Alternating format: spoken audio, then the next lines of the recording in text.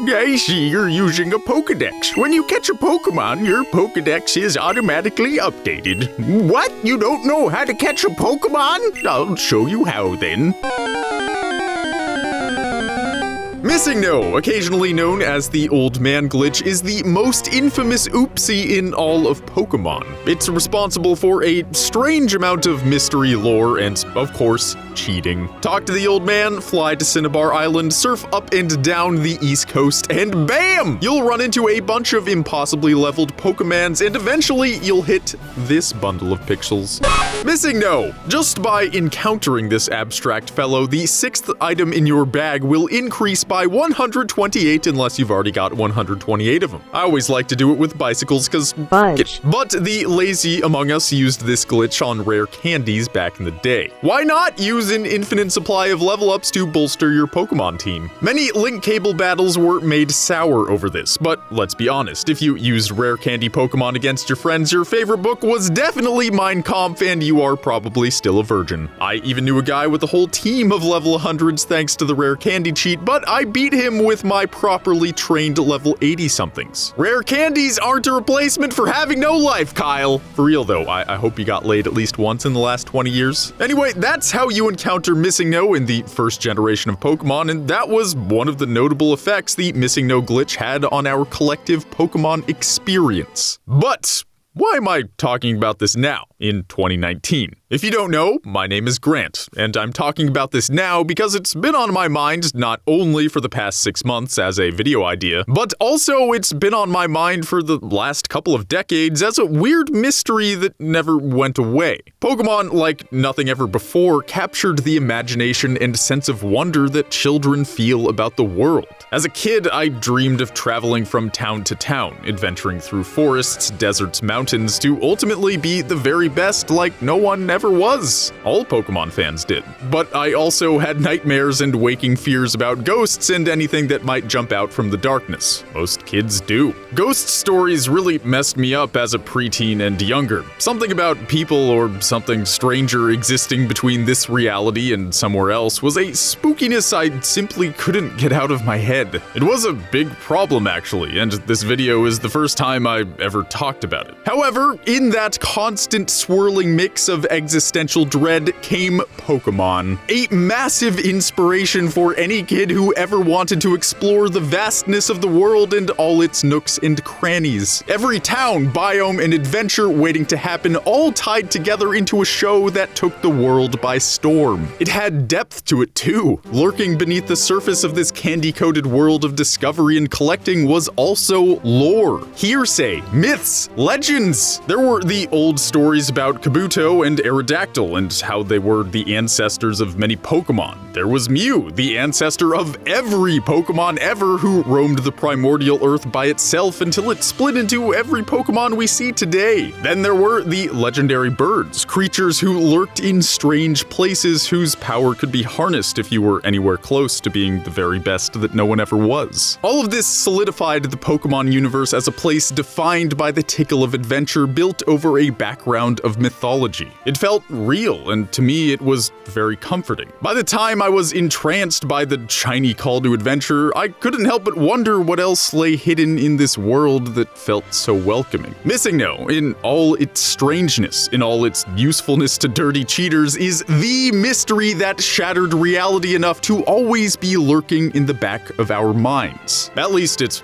always been in the back of my mind. But why? What is Missingno? How does it work? And what were the effects on Pokemon as a whole? Well, gentle viewer, if you think your brain hole is ready for a pleasurable penetration that climaxes with hot knowledge from days of old, then give your mom's number to Professor Oak. And prepare yourself for the first time reality felt wobbly to the kids of the 90s. For the story of a backwards L-shaped enigma who dared to capture our imagination in ways that barely made sense. This is the story of Missingno. The story you never knew.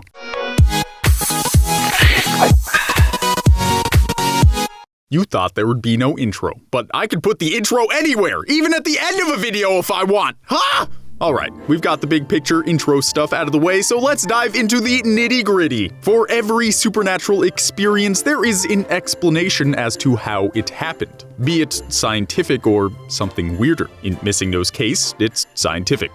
Basically, it's all in the code! What strange mishap of programming led to its existence? Allow me to walk you through it, yawn sheeple. When you talk to the old man in Viridian City, this, unlike every other Pokemon battle we see, is a scripted cutscene. Well, normally your name is the one to start sentences like, if only your mom had used a Pokeball, or if only your mom had used a potion. This time, old man occupies that spot. Programming-wise, this means that old man has temporarily replaced your name in the game's memory, while your name has been saved elsewhere for safekeeping. Turns out the place your name is temporarily stored during the old man cutscene is the same place that determines which wild Pokemon you encounter. Normally, this would be no issue, since this data is updated whenever you step foot in tall grass or any place where Pokemon might jump out at you. But there is one part of the world where Pokemon encounter data is not updated upon entering a place where Pokemon can be encountered. This is, of course, the east coast of Cinnabar Island. Remember that the old man's name is still where our name should be, and our name is stored where encounter data exists. This means, yes, when going directly from the old man's pointless tutorial to Cinnabar Island, the letters in our name determine which Pokemon we'll encounter and what levels they'll be. Now, this is pretty simple, but I'm gonna explain it anyway. The wild Pokemon data section of memory is 18 bytes and is separated into 9 2-byte sections. The first byte of each section determines the level of the Pokemon you'll find. The second determines its ID. So let's say I name myself Pikapeen. The first letter of your name isn't actually stored in the wild Pokemon data. It's right before it. So let's start with the second. I in hexadecimal, the number system often used in coding, is equal to 69. 69 in decimal, the number system we usually use, is equal to 105. Therefore, we should have a chance of encountering a level 105 Pokemon. Then the third letter K is equal to 6B in hex, which translates to 107 in decimal, which is the ID for Hitmonchan. This means you'll have a 1 in 9 chance of encountering a level 105 Hitmonchan. Remember, wild Pokemon data is made of 9 2-byte sections, hence a 1 in 9 chance. But what if you had a letter in your name that made the game do something really weird? You're probably aware that there are a total of 150 Pokemon with valid IDs, and you may not be aware that these IDs were stored in a data structure with a total of 256 slots. That leaves over 100 slots with nothing in them, so if a wild Pokemon encounter happens to take place with an ID number in those slots, then you got good old Missingno. So that's how that works. Easy.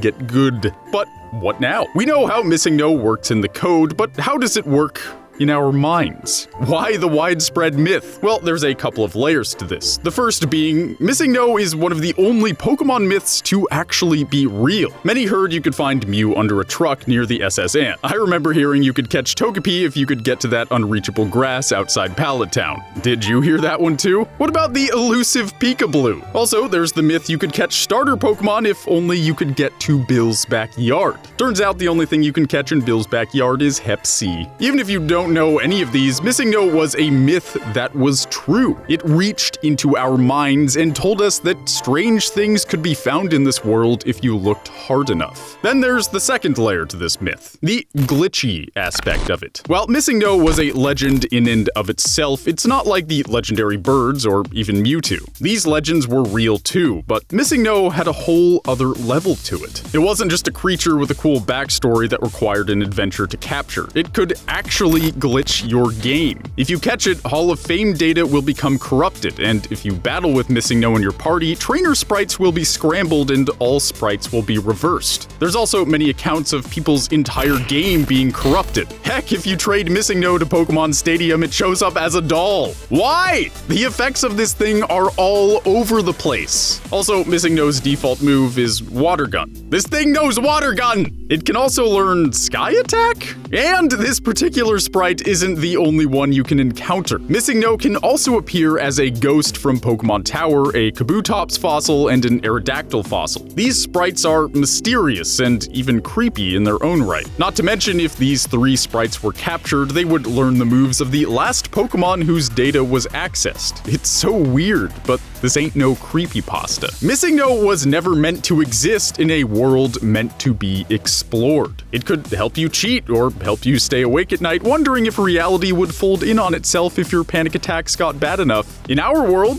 IRL, there are myths too. Everything from Bigfoot to ghosts to La Chupacabra to goddamn aliens! Aliens are real, Grant! Weird stories haunt our imagination and just never go away. Are they real? Growing up, I was afraid of the dark for fear these things might be. I mean, ghosts specifically. Like Chupacabra, Bigfoot, and aliens aren't something that concerned me too much. Aliens are real, Grant! As I said in the beginning, I had quite a fear of ghosts. Ghost stories are the reason that before going to bed, I would turn on the lamp next to my bed before I turned the main lights off. Then, once I was safely under the covers, I'd turn off that beautiful light-to-bring lamp so that I'd never had to tread foot in the darkness. The stories were always the same. In the right place at the right time with the wrong mindset, watery, translucent entities could appear. Maybe you'd barely catch them out of the corner of your eye. Or they'd scratch you or throw things off shelves or cause massive temperature fluctuations out of nowhere. Whatever way a ghost decided to make its presence known, it did it through supernatural means, and the stories were always unsettling and usually sparked by tragedy. I admit, I've never had a supernatural experience of any kind, but I'll never forget being a kid and obsessing over these creepy stories that ran rampant in my head thanks to shows like Pokemon and, I guess, even Ghost Adventures. Even at noon on a Tuesday, I'd worry about nighttime when I would be alone in my dark room trying to sleep. For me, Missingno played into that existential dread in a way that was comforting. Ghosts are terrifying because they're never quite here nor there. If they exist at all, they are between realities, between life and death. Because of this, ghosts are ethereal, impossible to really define and impossible to really truly analyze. But Missingno haunts your cartridge. It's right there. It's real. And despite its spookiness, it's tied in with the candy-coated world of Pokemon, and that made all the difference. It brought with it a change in how I see the world. No longer were glitches in the Matrix something to fear. They were worth exploring and could be understood. Missingno was a fold in reality that could be shared with eyes and ears as objectively true. You could even capture and contain it, at your own risk, of course. While I'm not suggesting you hit up your local haunted house with a tape recorder, Missingno gave me a shift in perspective that quelled obsessive thoughts by making real something that felt out of this world. When I look back at the ubiquity of Missingno, at all the intrigue and speculation, I can't help but wonder if everyone else felt the same way growing up. Did you have the same struggles I did? Did this backwards L intrigue you in ways you never really forgot? I'm Grant, and that's my story of Missingno, the story you never knew. I'd like to hear yours.